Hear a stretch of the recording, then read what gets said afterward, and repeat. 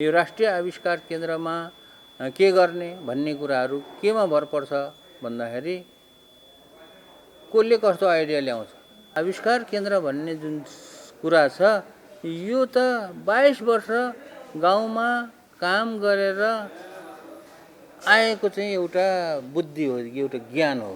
यसलाई मैले के भन्छु भने जिन्दगीमा सिकेको ज्ञानहरू मध्येमा सबैभन्दा महत्त्वपूर्ण ज्ञान अमेरिका कसरी धनी भयो, चाइना कसरी धनी हुँदैछ अहिले, हैन, जापान कसरी धनी भयो। किन धनी भयो भन्दाखेरि उनीहरूले प्रविधिको विकास गरे।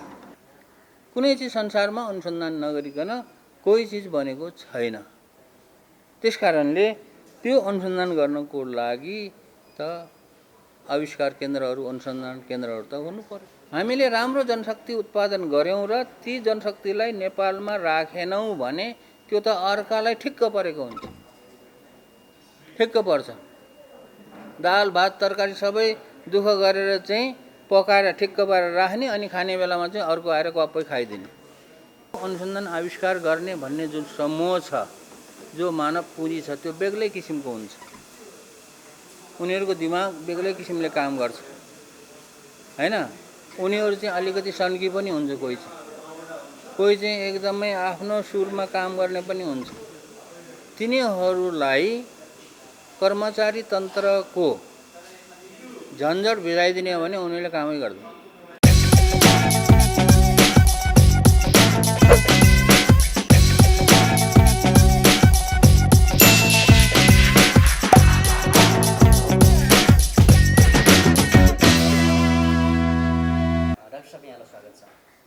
ल, धन्यवाद।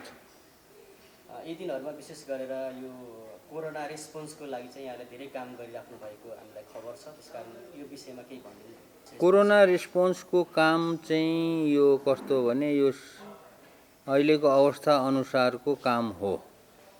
र यो कोरोना विशेषको काम एउटा सामाजिक काम हो। यो चाहिँ जति पनि कामहरू भइरहेको छ यहाँ महामारीसँग जुझ्ने, जो हाम्रो अग्रपङ्क्तिमा जुझ्ने स्वास्थ्य कर्मीहरू हुन्छ, उनीहरूलाई चाहिँ कतिसम्म जोगाउन सकिन्छ भन्ने हो। किनभने स्वास्थ्य कर्मीलाई जोगाएन भनेदेखि त यो लडाईँ जितिँदैन। र यो स्वास्थ्य कर्मीहरू भनेको यो लडाईँको चाहिँ सिपाहीहरू हो। र यो सिपाहीहरूलाई चाहिँ लडाईँमा के हुन्छ भने सिपाहीहरू जहिले पनि अगाडि लड्छ। अनि त्यसको लडाईँको त्यो सिपाहीहरूको पछाडि चाहिँ के हुन्छ भने तिनीहरूलाई सपोर्ट गर्न गोलीगट्ठा चाहियो, खानेकुरा चाहियो, रासन पानी चाहियो, अनि अब औषधि चाहियो। त्यस्तो किसिमको सप्लाई गर्ने चाहिँ एउटा टोली हुन्छ पछाडिको, जो सपोर्ट टिम हुन्छ। र राष्ट्रिय आविष्कार केन्द्रले पनि पछाडि बसेर अगाडि लड्ने यो स्वास्थ्य कर्मीहरूलाई चाहिँ अब के गर्दाखेरि सपोर्ट गर्न सकिन्छ त्यो काम गरेको हो। र यस्तो कामहरू नेपालमा थुप्रैले गरिरहेको छन् र हामीले पनि सानोतिनो आफूले सक्ने कामहरू गरिरहेको छ। सुरुको दिनमा यो कोरोनाको लागि के गर्नुपर्छ भन्ने कुरो हामीलाई थाहा थिएन। कोरोनाको लकडाउन सुरु हुने बेलासम्म हामी चाहिँ राष्ट्रिय आविष्कार केन्द्रमा करिब 32वटा किसिमका विभिन्न अनुसन्धानका कामहरू विभिन्न टिमले 32वटा टिमले चाहिँ काम गरिरहेका थिए। र त्यो अन्य किसिमको अनुसन्धानको कामहरू थियो। तर कोरोनाको लकडाउन सुरु भएपछि अब त्यो अग्रपङ्क्तिमा काम गर्ने डाक्टरहरू, विभिन्न अस्पतालको डाक्टरहरूले कोरोना विरुद्ध लड्नको लागि यस्तो किसिमको सामानहरू बनाउनु पर्यो र त्यो बनाउने काममा चाहिँ राष्ट्रिय आविष्कार केन्द्रले बनाउन सक्छ कि सक्दैन भनेर चाहिँ हामीलाई अनुरोध गर्नुभयो। र पहिलो चाहिँ अनुरोध के को थियो भने PPE को थियो। अब हामीले PPE बनाएर वितरण गर्न थालिसकेपछि अनि त्यसपछि डाक्टरहरूकै सल्लाह सुझाव अनुसार अन्य कुराहरू पनि बनाउने बिस्तार के अरे अनुरोधहरू आउन थाल्यो। त्यसकारणले जे जति कामहरू गरिएको छ हामीले चाहिँ डाक्टरहरूको यो विभिन्न अस्पतालमा कोरोनासँग लड्ने डाक्टरहरूको सुझाव अनुसार उनीहरूलाई के कस्तो किसिमको सामान चाहिन्छ त्यो बन्यो भने उनीहरूलाई सुरक्षित हुन्छन् त्यो बनाउने हो र बनाइसकेपछि बनाउने काममा पनि उनीहरूकै सल्लाह सुझाव अनुसार डिजाइन गर्ने बनाउने हो र बनाइसकेपछि त्यसलाई चाहिँ भयो कि भएन भनेर देखाउने पनि डाक्टरहरूलाई नै हो हामीले, किनभने हामीलाई थाहा हुँदैन र डाक्टरहरूले हेरेर सुझाव दिएअनुसार फेरि त्यसलाई सुधार गरेर फेरि त्यसलाई बनाएर अनि उनीहरूको चित्त बुझ्यो भने डाक्टरहरूको चाहिँ चित्त बुझ्यो भने मात्रै बल्ल त्यसलाई हामीले के अरे वितरण गर्ने गरेको छ र यही क्रममा चाहिँ हामीले अर्को के पनि गरेको छ भने अन्य विदेशी मुलुकहरूमा जहाँ सबै ठाउँमा सबै मुलुकमा चाहिँ कोरोनाको महामारी यहाँभन्दा धेरै चर्केको छ। नेपालमा त बरु विदेशीको तुलना गर्ने हो भने खास छैन भने पनि हुन्छ। अब यो चर्केको कोरोनाले ग्रसित मुलुकहरूमा के गरिरहेको हुन्छन् त उनीहरूको त्यहाँको समुदायले के गरिरहेको छ भन्ने कुराहरू पनि हामीले इन्टरनेटबाट फेला पार्न सकिन्छ र त्यो हेरेर पनि त्यहाँबाट आइडियाहरू लिने गरिएको छ। अनि यो कोरोनाको यो अवधिमा चाहिँ हामीले 2-3वटा युनिभर्सिटीहरू विदेशी युनिभर्सिटीहरू, एउटा नेदरल्यान्डको युनिभर्सिटी अनि 2टा अमेरिकाको युनिभर्सिटीहरूसँग पनि कोल्याबोरेसन गरेर आइडिया सेटिङ गरेर यहाँ केही चिजहरू बनाइरहेको पनि छौँ। किनभने उनीहरूले पनि उनीहरूको युनिभर्सिटीमा चाहिँ विभिन्न कामहरू गरिरहेको त्यस किसिमले यो जति पनि कामहरू भइरहेको छ यो अहिले कोरोनाको मा भइरहेको कामहरू भनेको यो अनुसन्धान आविष्कारको काम होइन, यो चाहिँ सिर्फ रोकथामको लागि के गर्न सकिन्छ भनेर यो इमर्जेन्सीमा चाहिँ गरेको काम हो। यो इमर्जेन्सीको अवस्थामा यो चाहिँ सङ्कटकालमा भनौँ एक किसिमले गरेको कामहरू हो र त्यो कामहरू भइरहेको छ अहिले र यो काम गर्नको लागि चाहिँ हामीहरू यहाँ राष्ट्रिय आविष्कार केन्द्रमा हाम्रो भाइहरू छन्, बहिनीहरू पनि छन्। अब सबै मिलेर अब 24 घन्टा यहाँ बसेर जे गर्न सकिन्छ त्यो काम चाहिँ आफ्नो जिम्मा किसिमले कामहरू भइरहेको छ। जस्तो आविष्कारको हामीले धेरै चर्चा सुनेका छौँ। जस्तो तपाईँले नम्बरमै भन्नुपर्दाखेरि चाहिँ के गर्दै हुन्छ यो कोभिडभन्दा बाहेक, जस्तो यो त आविष्कार केन्द्र हो यहाँ चाहिँ त्यो त लामो लिस्ट हुन्छ। अब मैले भन्ने गरेको चाहिँ के छ त भन्दाखेरि यदि लामो लिस्ट हेर्ने हो भने कि चाहिँ हामीलाई अब इमेल गर्नुहोस्, इमेलबाट लिस्ट पठाउँछौँ कि चाहिँ हाम्रो वेबसाइट छ nic.nepal.org मा त्यो सबै लिस्टहरू छ र के भइरहेको छ त्यहाँ थाहा हुन्छ। अब छोटकरीमा भन्दाखेरि अब मैले भने 32 किसिमको जो कामहरू थियो अनुसन्धानको कामहरू त्यो विभिन्न सेक्टरका थिए। कोही चाहिँ कृषि सेक्टरका थिए, कोही चाहिँ बायोमेडिकल सेक्टरका थिए, कोही चाहिँ स्वास्थ्य सेक्टरका थिए, कोही एजुकेसन सेक्टरका, कोही चाहिँ अब यो इन्जिनियरिङ सेक्टरको, मेकानिकल सेक्टरको, यो विभिन्न सेक्टरको कामहरू चाहिँ भइरहेको थियो। किनभने हामीले यो सेक्टरमा काम गर्ने, यो सेक्टरमा काम नगर्ने भन्ने हुँदैन। जसले जस्तो किसिमको आइडिया ल्याउँछ, जुन विषयको आइडिया ल्याउँछ त्यो विषयलाई चाहिँ हामीले सपोर्ट गर्ने हो। र उदाहरणको लागि एउटा दुईटा उदाहरणहरू भन्ने हो भने जस्तो अब हामीले यो आविष्कार केन्द्र सुरु गर्दाखेरि चाहिँ सुरु चाहिँ ड्रोन बनाउनेबाट सुरु गरेको हो।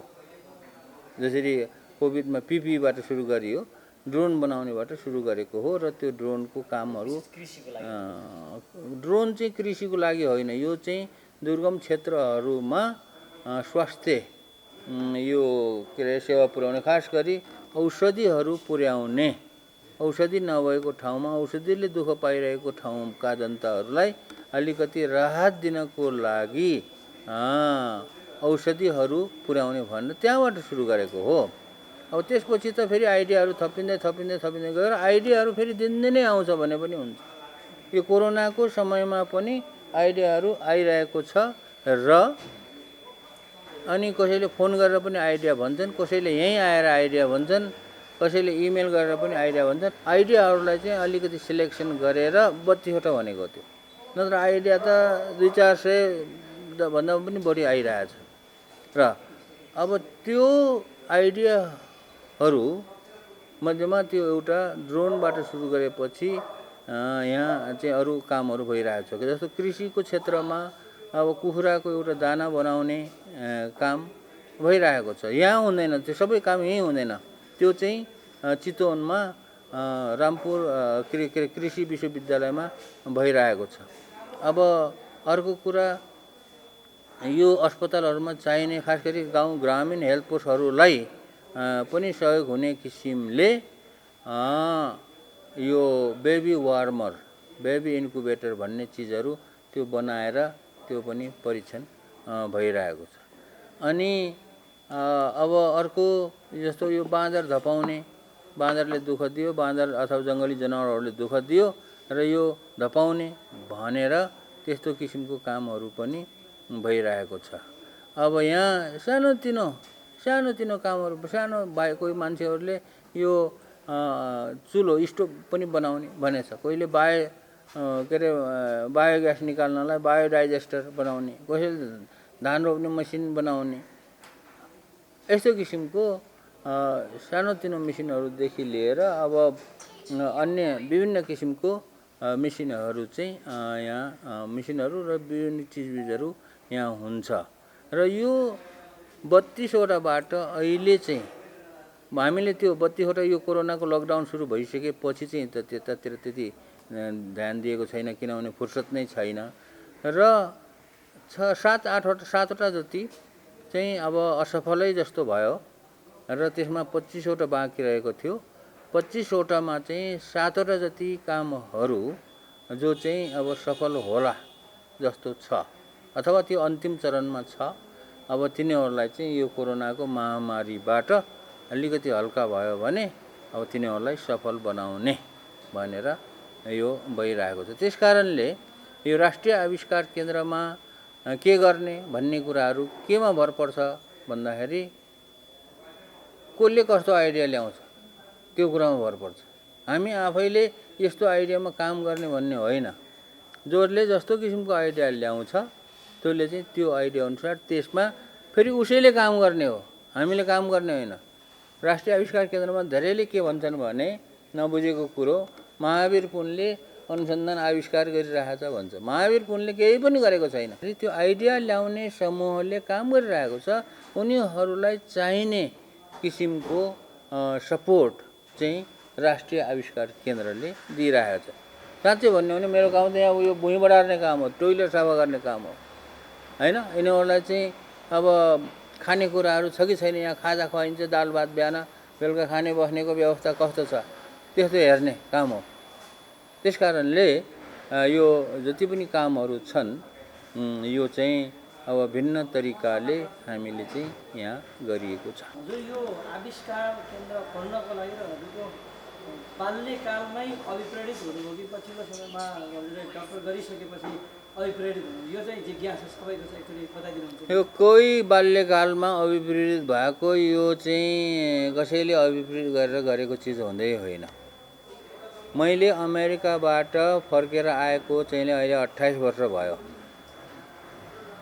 अनि 28 वर्षमा 20-21 वर्ष जति 22 वर्ष जति मैले गाउँमा काम गरेँ, गाउँमा बसेर काम गरेँ। 22 वर्षसम्म गाउँमा काम गर्दाखेरि पनि मलाई यो आविष्कार केन्द्र खोल्नुपर्छ भन्ने किसिमको ज्ञानै थिएन, थाहा नै थिएन। मैले गाउँमा गरेको चाहिँ विभिन्न किसिमको सामुदायिक किसिमका कामहरू गरिएको हो। र मेरो बाल्यकालको त कुरै छाडौँ, मैले बाल्यकालमा यो मैले चाहिँ इन्जिनियर भन्ने शब्द चाहिँ सुनेको 9 कक्षामा आएर सुने हो। किनभने 9 कक्षाभन्दा अगाडि इन्जिनियर भनेको के हो मलाई थाहै थिएन। त्यो किन थाहा भएन त भन्दाखेरि उति बेलाको वातावरण कोही पनि गाउँमा पढे लेखेका मान्छेहरू थिएन। अब पढे लेखेको मान्छेहरू नभएको ठाउँको मान्छेले इन्जिनियर भन्ने त कसरी थाहा पाउँछ, थाहा हुँदैन।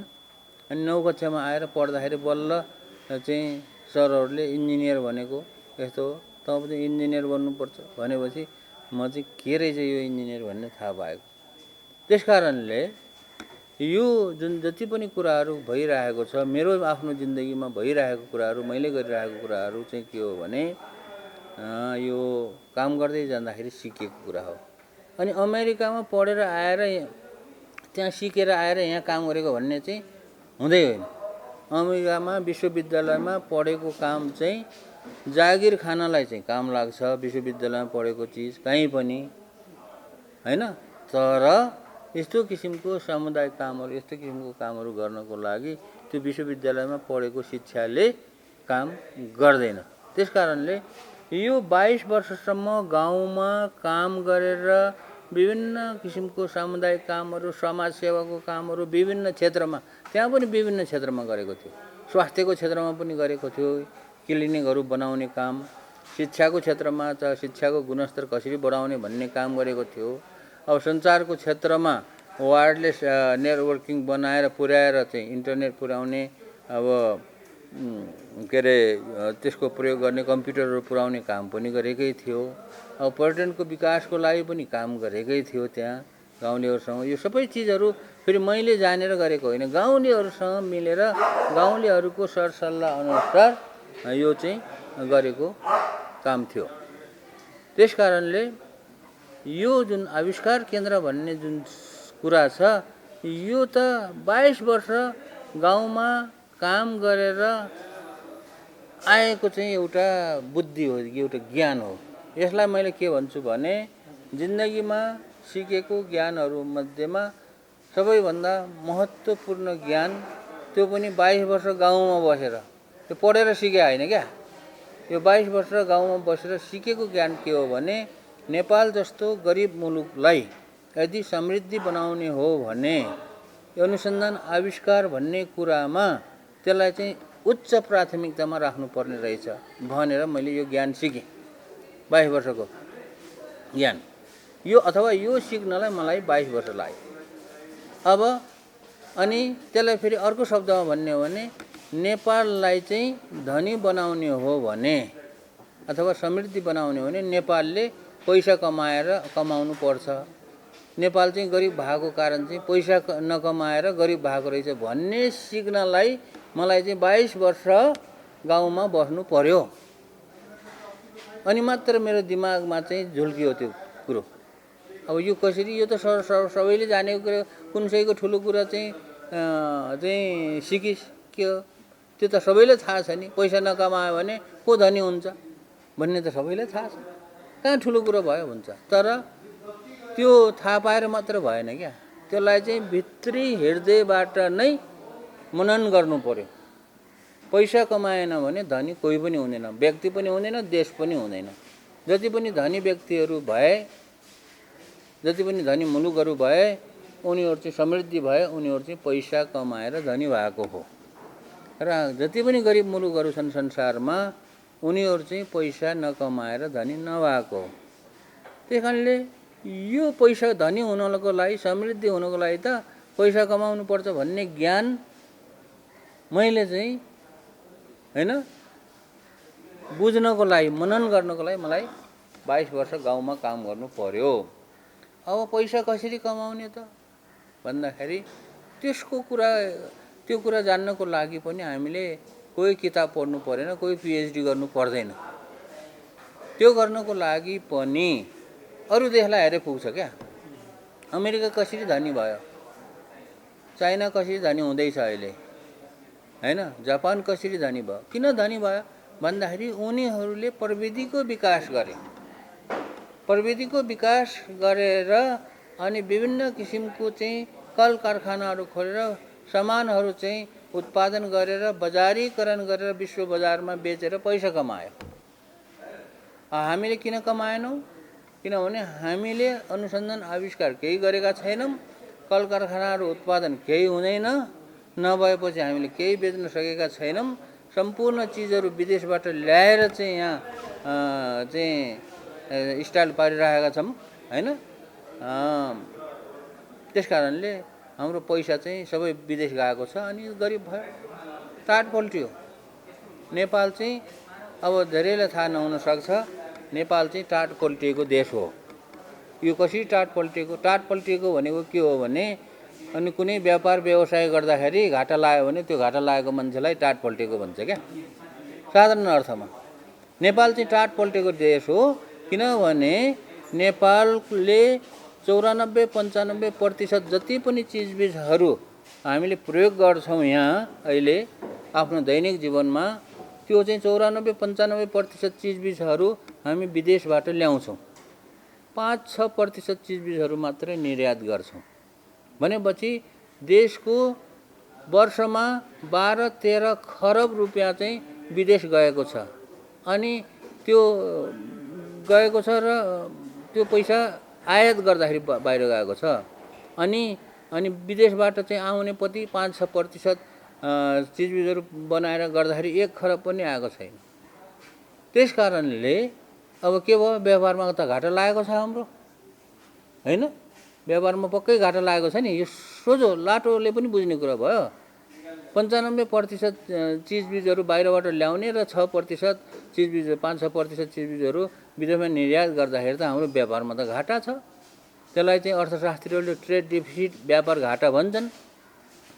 यो घाटा लागेको हो साउजी चाहिँ के हो टाट पल्टेको न त यो। त्यस कारणले अब यो टाट पल्टेको देशकोलाई समृद्धि बनाउने भनिरहेको छ अहिले हैन। त्यो समृद्धि बनाउनलाई त यो टाट नपल्टिनु पर्यो।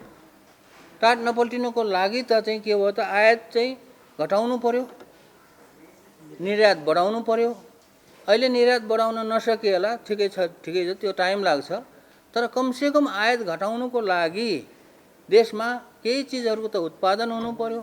केही चिजहरू उत्पादन गर्नको लागि चाहिँ के गर्नु पर्यो उत्पादन गर्ने माइन्ड भएको सृजनात्मक के अरे माइन्ड भएको दिमाग भएको अनि प्रतिभाशाली मान्छेहरूले त अनुसन्धान त गर्नु पर्यो किनभने अनुसन्धान नगरिकन त कोही चिज बन्दैन।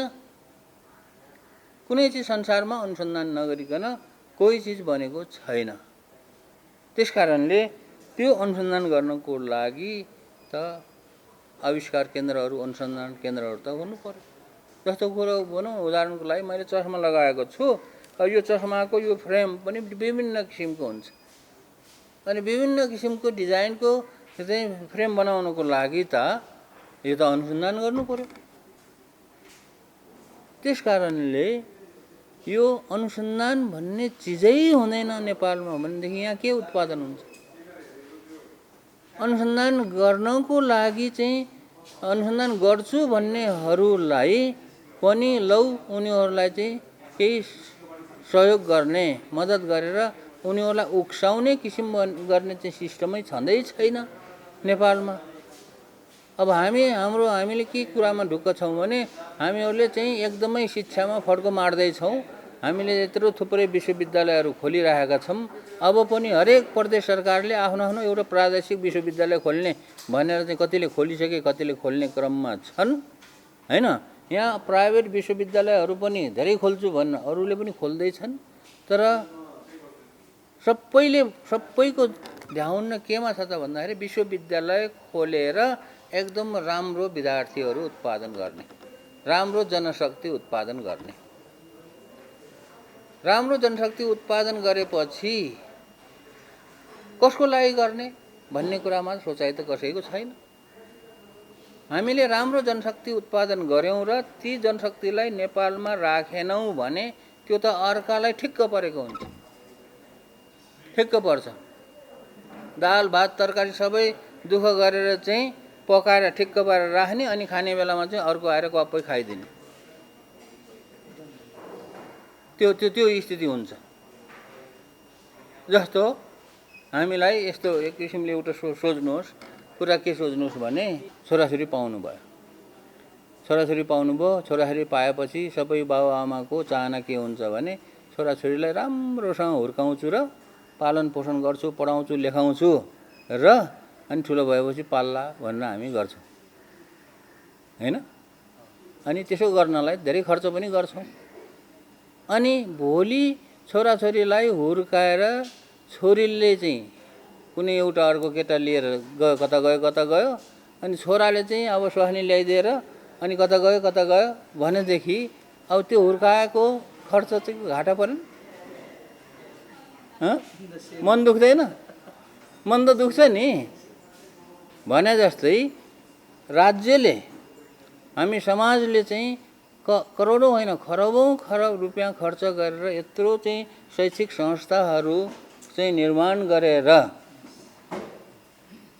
यत्रो जनशक्ति तयार गरेर अनि हुर्काइसकेपछि अनि विदेशमा गए उनीहरू यहाँ काम पाएन भने विदेशमा जान्छ, जानै पर्छ। विदेशमा जाने उनीहरूको गल्ती होइन, फेरि जानेको गल्ती होइन। विदेशमा जान्छन्, विदेशमा गएपछि राम्रो दिमाग भएको मान्छेलाई कुन चाहिँ कम्पनीले टिपेर ठ्याप्प उहाँ खाइदिन्छ, तलब दिन्छ होइन। तर त्यो प्रतिभा देशमा बस्यो भने के हुन्छ अनि बसेन भने के हुन्छ, यो कुरा चाहिँ सोच्नु जरुरी छ। त्यसकारणले यो आविष्कार केन्द्र किन खोल्ने आइडिया कसरी आयो, कोबाट प्रेरित भयो भन्ने तपाईँले जो प्रश्न गर्नुभयो, त्यो प्रश्नको जवाफ के हो भने यो नेपाल चाहिँ गरिब भएको हुनाले मलाई चाहिँ त्यो गरिब नभएको धनी भएको भए त मैले वास्तै गर्ने थिएन होइन। गरिब भयो, साह्रै दुःख पायो हामीले मैले त के दुःख पाउनु छ र, हाम्रो जनताले दुःख पाएको छ। हाम्रो 50-60 लाख नेपालीहरू विदेशमा गएर दुःख गरिरहेको छ होइन। अब देश टाट पल्टेको छ, त्यसो कारणले त्यस्तो एकदमै दुःख लाग्यो। अनि यो सबै चिजहरू हेर्दाखेरि अब यसको समाधान त खोज्नु पर्यो। यो समाधान खोज्ने क्रममा मैले देखेको, मैले चाहिँ यत्रो 22 वर्ष लगाएर मैले चाहिँ प्राप्त गरेको ज्ञान भनेको चाहिँ के हो भने, जसरी बुद्धले अथवा पहिला पहिला ऋषिमुनिहरूले कसैले चाहिँ अनि तपस्या गरेर ध्यान गरेर अनि ज्ञान प्राप्त गर्थे अरे क्या भने जस्तै मैले प्राप्त गरेको ज्ञान चाहिँ के हो भने नेपाललाई धनी बनाउने हो भने, समृद्धि आर्थिक रूपमा है, अरू कुरामा म कुरा बोल्दिनँ, आर्थिक रूपमा धनी बनाउने हो भने नेपालमा अनुसन्धान केन्द्रहरू खोलेर विभिन्न ठाउँमा, फेरि एउटा अनुसन्धान केन्द्र खोलेर हुँदैन, ठाउँ ठाउँमा खोलेर यहाँको प्रतिभा भएको जनशक्तिलाई चाहिँ यहीँ नै प्रयोग गर्ने हुनुपर्छ। अथवा त्यसलाई चाहिँ अर्को शब्दमा भन्ने हो भने, अर्थशास्त्रीहरूको भाषामा भन्ने हो भने यो मानव पुँजीलाई चाहिँ हामीले प्रयोग गर्नुपर्छ। अर्थशास्त्रीहरूले के भन्छन् भने जबसम्म कुनै देशले आफ्नो देशको मानव पुँजीलाई चाहिँ राम्रोसँग परिचालन गर्दैन तबसम्म त्यो देश कहिले पनि धनी हुँदैन।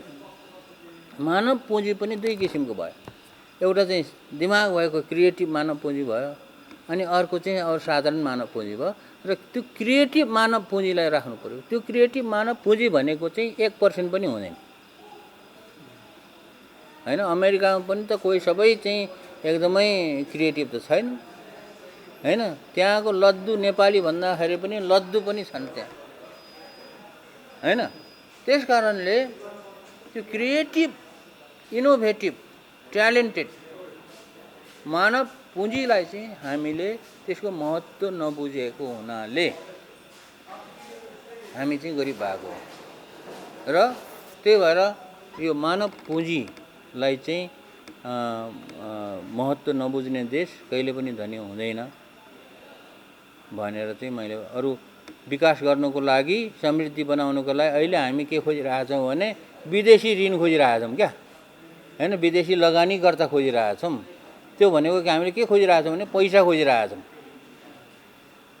होइन। तर पैसाभन्दा ठुलो पुँजी के हुन्छ भने प्रतिभाशाली मानव पुँजी हुन्छ।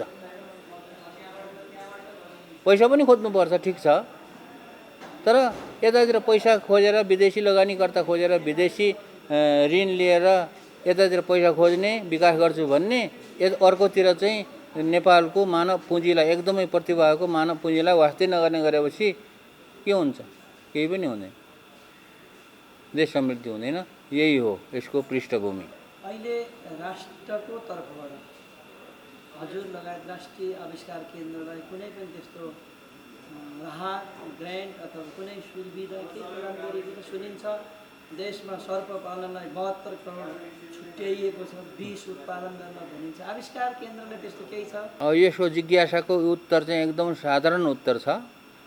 अब धेरैले प्रश्न गर्ने कुरा पनि हो, सरकारले आविष्कार केन्द्रलाई के गर्यो भन्ने कुरा, र धेरैले फेरि सरकारलाई गाली गर्ने कुरा पनि के भइरहेको छ भने सरकारले आविष्कार केन्द्रलाई किन हेरेन, यो सरकार मरेको छ कि जिउँदो छ भनेर सरकारलाई गाली गरिरहेको छ। गाली गर्नेहरूलाई पनि मैले के भन्छु भने गाली नगर भन्छु, पहिलो कुरा। अनि किन के अरे किन चाहिँ सरकारले मद्दत गरेन तपाईँलाई भनेर प्रश्न गर्नेहरूकोलाई मैले उत्तर के दिन्छु भने हामी माग्नै गएको छैन, अनि कहाँबाट दिन्छ त सरकारले, नमागिकन कसैले दिन्छ भनेर मैले भनिरहेको छु। यो किन माग्न गएको छैन भन्ने कुरा चाहिँ अलि बुझ्नु जरुरी छ। यो जुन छ मागेर मात्रै काम चलाएर त्यो सरकारले देलाएर काम चलाउँला, के अरे अनुसन्धान केन्द्रहरू खोलौँला भन्न हामीले खोलेको त होइन नि। पैसा भयो भने त जसले पनि खोल्न सक्छ। तपाईँले पनि भोलि गएर कसैले तपाईँलाई 1 अरब रुपियाँ 2 अरब रुपियाँ दियो भने तपाईँले पनि अनुसन्धान केन्द्र खोल्न सक्नुहुन्छ। पैसाले मात्र अनुसन्धान केन्द्र खोलिँदैन। त्यसकारणले पैसा नभएर अनुसन्धान केन्द्र नखोलिएको भन्ने कुरा होइन, आइडियाले खोल्ने हो अनुसन्धान केन्द्र। र त्यो आइडिया चाहिँ मैले मागिरहेको छु, सबैलाई आइडिया मागिरहेको छु, पैसा चाहिँ कसैसँग मागिरहेको छैन। अब साधारण जनताहरूले जो सपोर्ट गरिरहेछन् अहिले राष्ट्रिय आविष्कार केन्द्रलाई कोरोनाको लागि भनेर, कोरोनाभन्दा अगाडि पनि सपोर्ट गरिरहेको थिए आविष्कार केन्द्रलाई भनेर, मैले मागेको छैन कसैलाई पनि आर्थिक सहयोग गर्नुहोस् भनेर मैले भनेकै छैन कहिले पनि। मैले भन्ने शब्द चाहिँ के हो भने तपाईहरूले हामीले गरेको काम देखेर अथवा हामीले गर्न लागेको काम देखेर चित्त बुझेको छ भने दान गर्नुहोस्, चित्त बुझ्दैन नबुझेसम्म दान नगर्नुहोस्, दान गर्नलाई नहतारिनुहोस् भनेको छ क्या मैले। पछि चित्त बुझ्यो भने कसैलाई त मैले के भनेको छु, तपाईँको पालामा चित्त बुझेन भने तपाईँको छोरा अथवा नातिको पालामा पनि दान गर्न पाउँछ। त्यसकारणले यो चाहिँ के छ त भन्दाखेरि हामीले चाहिँ खोजेको चाहिँ के हो भने सरकारले हामीलाई आर्थिक रूपमा सहयोग गरोस् भनेर हामीले सरकारलाई पनि मागेको छैन, जनतालाई पनि मागेको छैन। जनताले चाहिँ दिइरहेका छन् र हामीले चलाइरहेका छौँ हैन। अब नमागेको चाहिँ सरकारले दिने कुरा हुँदैन। र सरकारलाई हामीले मागेको कुरा चाहिँ के हो भने यस्तो किसिमको वातावरण क्रिएट गर्नको लागि मैले भनिरहेको बारम्बार भनिरहेको कुरा के हो भने आजको कान्तिपुरमा पनि निस्केको थियो, हिजोको मिटिङको कुरा हो, नयाँ किसिमको नीति नियम बनाउनु, ऐन बनाउनुहोस् मैले माग गरेको। किनभने आविष्कार केन्द्र सञ्चालन गर्ने भनेको यो कार्यालय चलाउने, विभाग चलाउने, मन्त्रालय चलाउने जस्तो काम होइन। अहिले हामीले नेपालमा चाहिँ अनुसन्धान आविष्कार गर्नको लागि जुन प्रक्रियाले चाहिँ काम अगाडि बढिरहेको छौँ, अहिले केही प्रदेशहरूले पनि सुरु गरेको छन् अलिअलि कामहरू हैन। सरकारले पनि पोहोरको भन्दा यो वर्ष अलि धेरै बजेट हालेको छ, तर बजेटले मात्र काम हुँदैन। यसको लागि अनुसन्धान आविष्कार गर्नको लागि छुट्टै किसिमको यो सञ्चालन गर्नको लागि छुट्टै किसिमको ऐन नियम कानुन चाहिँ बन्नुपर्छ। यो मन्त्रालय चलाउने, विभाग चलाउने अथवा कुनै प्रोजेक्ट चलाउने नियम कानुन ऐनले चाहिँ यो आविष्कार केन्द्र चल्दैन। त्यसकारणले मेरो माग चाहिँ के छ भने यसो गर्नुहोस् भन्ने सरकारलाई मेरो मुख्य माग चाहिँ यही हो। पैसाको कुरा त आउँछ जान्छ, त्यो पैसाले भन्ने कुराले म चाहिँ के भन्छु भने काम गर्दै राम्रो काम गर्दै गयो भने पैसाले खाँचो हुँदैन। सरकारले दियो भने पनि ठिकै छ, नदियो भने पनि ठिकै छ हैन। अब मेरो त मन दुख्दैन, तर जनताको चाहिँ मन दुख्ने रहेछ सरकारले पैसा दिएन भने। त्यही हो मेरो सहायता भन्दा हजुरले चाहिँ संविधान ऐन कानुन नै बदलेर नेक्स्ट पिढीहरू पनि जेनेरेसनलाई नै अर्को होस्। किनभने हेर्नुहोस् यो किन छुट्टै नीति ऐन किन चाहियो भन्दाखेरि यो अनुसन्धान आविष्कार गर्ने भन्ने जुन समूह छ, जो मानव पुँजी छ, त्यो बेग्लै किसिमको हुन्छ। उनीहरूको दिमाग बेग्लै किसिमले काम गर्छ हैन। उनीहरू चाहिँ अलिकति सन्की पनि हुन्छ, कोही चाहिँ एकदमै आफ्नो सुरमा काम गर्ने पनि हुन्छ। तिनीहरूलाई कर्मचारी तन्त्रको झन्झट भिजाइदिने हो भने उनीहरूले कामै गर्दैन। अथवा काम गर्यो भने पनि के हुन्छ भने 1 महिनामा हुने काम 5 महिना 6 महिना लाग्छ। त्यसकारणले प्रतिभा भएको मान्छेहरूलाई अनुसन्धान आविष्कारमा हुर्काउनको लागि अहिलेको जुन सरकार चलाउने ऐन, त्यो सरकारी अफिसहरू चलाउने ऐनले, कानुनले, नियमावलीले चाहिँ त्यो काम गर्दैन भन्ने कारण नै त्यही हो। त्यसकारण यो अनि अर्को कुरा के हो त भन्दाखेरि अनुसन्धान आविष्कार भन्ने चिज यो विकासको काम होइन। विकासको कार्यक्रमहरू गर्छ नि हैन, जस्तो बाटो बनाउने, अस्पताल बनाउने, स्कुल बनाउने हैन, विश्वविद्यालय बनाउने, टेलिफोन लैजाने, बिजुली उत्पादन गर्ने जस्तो विकासको काम होइन यो। त्यो विकासको काममा चाहिँ ठिक छ, अन्य कामहरू, बाटो बनाउने कामहरू अथवा जो चाहिँ विभागले, मन्त्रालयले चलाउँछन्, सरकारी प्रक्रिया अनुसार चल्छ, तिनीहरूलाई त्यो ऐन कानुन चाहिएला, त्यो ठिकै छ। तर अनुसन्धान आविष्कार गर्ने भन्ने चिज त्योभन्दा किन फरक छ त भन्दाखेरि कुन अवस्थामा कसलाई कस्तो किसिमको आइडिया आउँछ भन्ने कुरा त कसैलाई पनि थाहा हुँदैन, भगवानलाई पनि थाहा हुँदैन। अब यो वर्ष यदि हामीले अहिलेको सरकारी प्रक्रिया अनुसार गएर ल यो वर्ष 10वटा किसिमको आविष्कार गर्ने भन्यो भने हुन्छ? त्यो आविष्कार गर्ने भन्ने कुरा त दिमागबाट निस्किने चिज हो नि। निस्किन पनि सक्छ, 10वटाको सट्टामा 20वटा निस्किन पनि सक्छ, अथवा ननिस्किन पनि सक्छ। अनि फेरि कुन समयमा निस्किन्छ त्यो थाहा हुँदैन।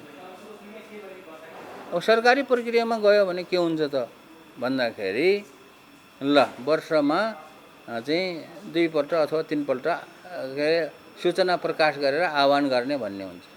त्यो सूचना प्रकाश गरेर आह्वान गर्ने बेलासम्म त त्यसले पर्खेर बसिरहेको हुन्छ र त्यो सूचना प्रकाश गर्ला र अनि बल्ल यो नयाँ आइडिया आउला, म निकाल्छु भनेर बसेर बस्छ, त्यसले बस्दैन त्यो। त्यस कारणले यो प्रतिभा निस्किएको नयाँ आइडियाहरू निस्किनेहरूलाई जुन समयमा निस्किन्छ त्यही समयमा पकड्नुपर्छ। अलिकति ढिलो चाँडो गऱ्यो भने त्यो हराएर जान्छ। अनि तिनीहरूलाई राख्नको लागि हामीले हाम्रो नियम प्रक्रिया अनुसार पुर्याएर, सरकारी नियम प्रक्रिया पुर्याएर अनि राख्छु भन्ने होइन। उसले राख्नको लागि के प्रक्रिया पुर्याउनु, उसको आवश्यकता अनुसार उसको नियम ऐन बनाउनु पर्यो, क्या कानुन बनाउनु पर्यो, अनि मात्र ऊ बस्छ।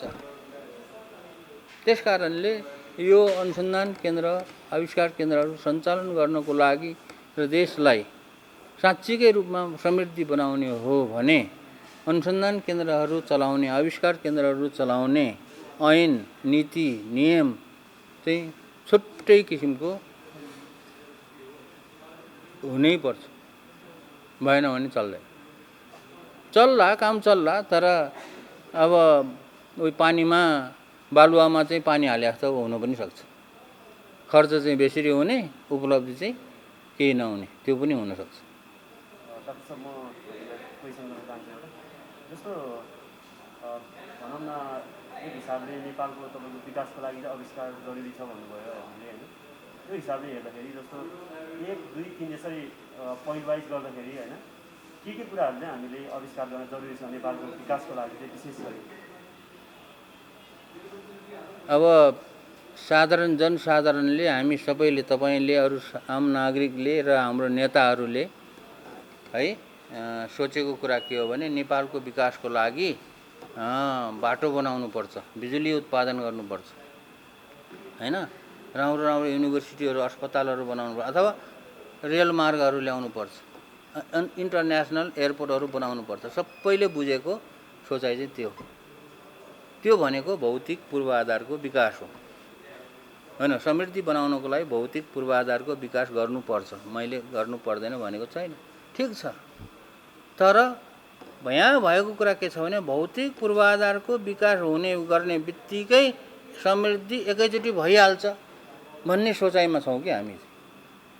भौतिक पूर्वाधारको विकास भनेको समृद्धि बनाउने कामको चाहिँ 50% काम हो अथवा 60% काम हो, 50-60% काम। बाँकी 50-60% काम के हो त? त्यो काम हामीले गरेको छैन। हामीले सिर्फ त्यही 50% काममा अल्झेर बसिरहेको छ अनि देशको सम्पूर्ण शक्ति, सम्पूर्ण स्रोत त्यही भौतिक पूर्वाधारको विकासमा मात्रै लगाइरहेका छ। तर नगरी नहुने काम बाँकी त अझै 40% त बाँकी छ। त्यो कामपट्टि फेरि वास्तै गरेको छैन। अब त्यो काम भनेको के हो भन्दाखेरि अहिले मैले भने प्रतिभाशाली, एकदमै सृजनशील जो चाहिँ मानव पुँजी हो, ह्युमन क्यापिटल हो, त्यो ह्युमन क्यापिटललाई क्याप्चर गर्नको लागि गर्नुपर्ने काम भनेको 40% हो र उनीहरूलाई चाहिँ परिचालन गर्ने काम चाहिँ गरेको छैन। नेपालमा कसैले केही गर्छु भनेर आयो भनेदेखि अब उसलाई चाहिँ अनेक किसिमको नियम कानुन अनि प्रक्रिया पुर्याएर त्यसलाई चाहिँ दुःख दिएर अनि चाहिँ रुवाएर अनि विदेश नगई नहुने बनाउँछ। अनि कसरी हुन्छ? भौतिक विकास गरेर मात्रै, रेल मात्रै ल्याएर, हाइवे मात्रै बनाएर, अन्तर्राष्ट्रिय विमानस्थलहरू मात्रै बनाएर अनि देश समृद्धि बन्छ त? बन्दैन। देशलाई समृद्धि बनाउनको लागि त्यो विदेशमा बाध्य भएर विदेशिनु परेकोहरूलाई नेपालमा राख्ने वातावरण बनाउनु पर्यो क्या। अनि उनीहरूले बनाउँछ नेपाल। अब त्यो गर्नको लागि के हुनु पर्यो भने अनुसन्धान केन्द्रहरू चाहियो, प्रतिभा भएको मान्छेहरूलाई काम गर्ने यस्तो ठाउँ चाहियो।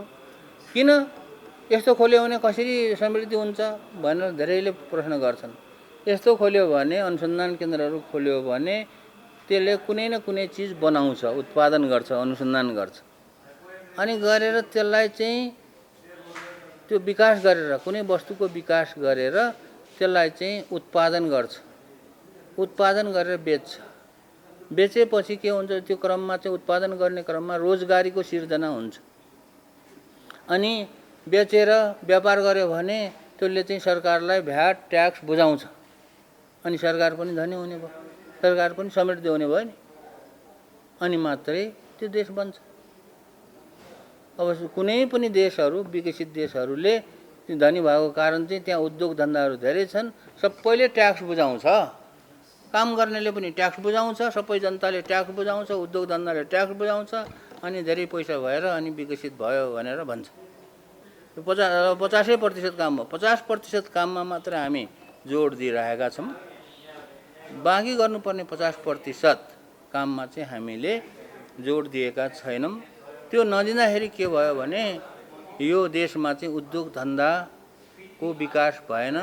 उद्योग धन्दाको विकास नभएसम्म रोजगारीको सिर्जना त हुँदै हुँदैन, किनभने रोजगारी दिने चाहिँ उद्योग धन्दाले हो। जस्तो अहिले कोरियामा नेपालीहरू लिइरहेको छ, अहिले अरू देशहरूमा चाहिँ मलेसियामा अथवा अन्य देशहरूमा नेपालीहरू गइरहेको छ। किन? त्यहाँ उद्योग धन्दाहरू खोलिरहेको छ, त्यहाँ मान्छे पुगेन, मान्छे नपुगेर तानेको त हो त्यहाँ,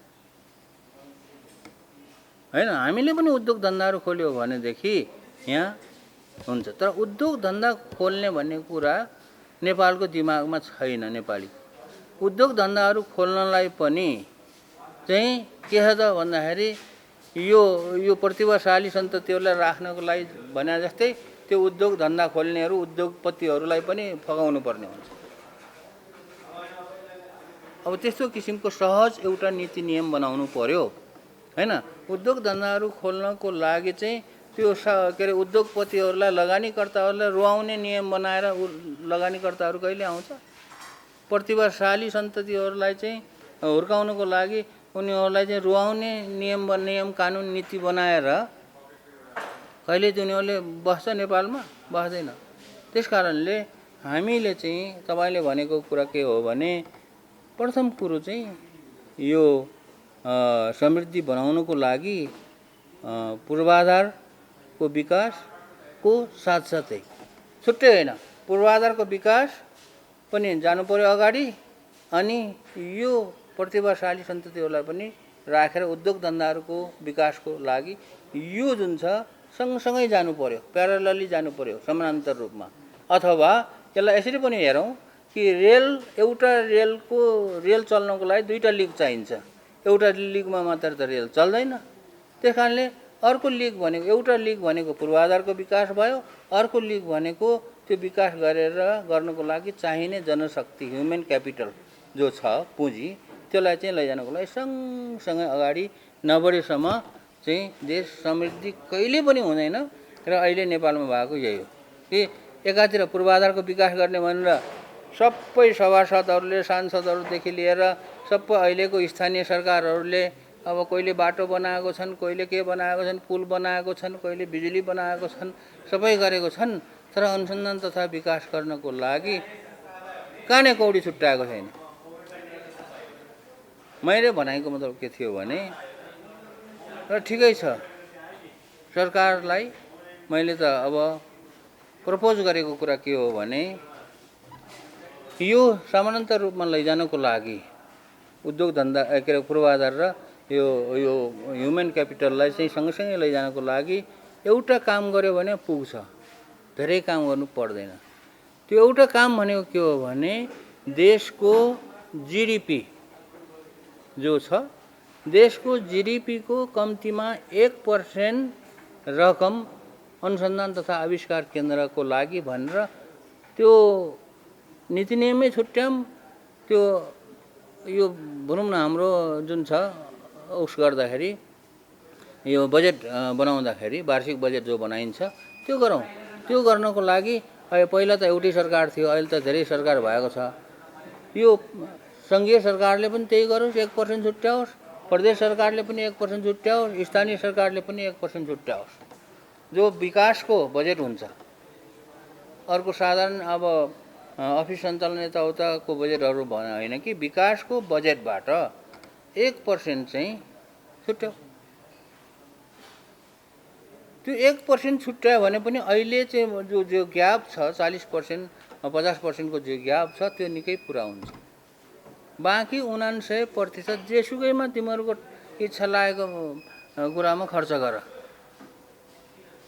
तर अहिले नेपालमा यो विज्ञान प्रविधिको विकास नहुने कारण, नेपाल सधैँ समृद्धि नबन्ने कारण के हो भने, अहिले हामीले यो 1% यो बजेट, विकासको बजेटको 1% चाहिँ अनुसन्धान तथा विकासमा छुट्याउँ नलाई चाहिँ यो दाँतबाट पसिनै होइन, त्यो छुट्याउँदै छुट्याएको छैन। किन हामीले 1% छुट्याउने भन्दाखेरि, जति पनि विकसित देशहरू छन्, अमेरिकादेखि लिएर अरू जति पनि विकसित देशहरू छन्, त्यो विकसित देशहरूले उनीहरूले आफ्नो जिडिपीको 2%, 2.5%, 3%, 4% अनि 5%सम्म, बढीमा 5%सम्म यो अनुसन्धान तथा विकासको लागि खर्च गरिरहेछन्।